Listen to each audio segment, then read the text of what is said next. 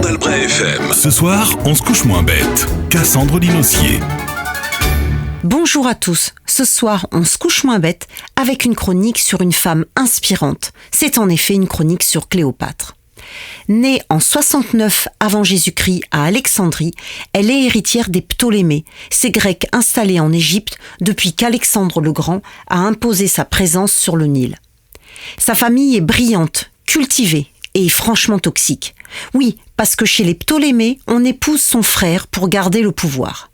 À 18 ans, Cléopâtre devient donc reine et femme de Ptolémée, son frère, qui très vite essaie de la virer. Mauvais calcul. Elle revient avec une arme redoutable, l'intelligence politique.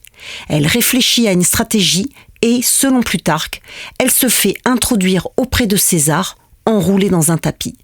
L'image est restée, mais l'essentiel est ailleurs. Elle choisit le bon homme au bon moment. Elle obtient son soutien. Résultat, l'Égypte reste indépendante. Son frère Marie disparaît dans la tourmente. Elle règne. Avec Jules César, ils ont un fils, Césarion. À mon humble avis, ils étaient trop occupés à régner pour chercher un prénom. Les papyrus et les monnaies nous montrent une souveraine active qui administre l'économie et parle plusieurs langues.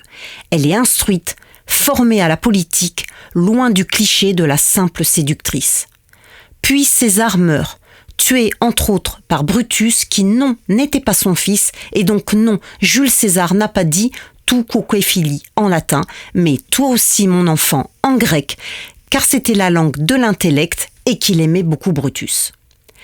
À sa mort, la Méditerranée se transforme en arène. Cléopâtre ne pleure pas longtemps, elle calcule. Elle rencontre Marc-Antoine à Tarse. Elle arrive sur une barge dorée, parfumée, théâtrale. Les auteurs romains diront qu'elle l'a ensorcelée. C'est plus confortable que d'admettre qu'elle négociait d'égal à égal. Lui a besoin d'argent et de blé. Elle a besoin d'un allié armé. Amour ? Oui.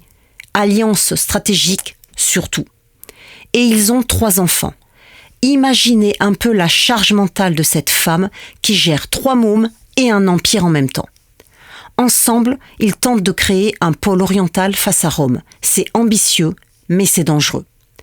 Puis surgit Octave, le fils adoptif de César, jeune, froid, calculateur.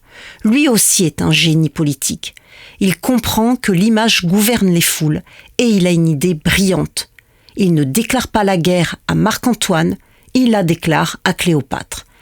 Parce qu'il a peur de son pouvoir réel, il la peint en reine décadente, manipulatrice, en étrangère menaçante. Il la transforme en fantasme toxique.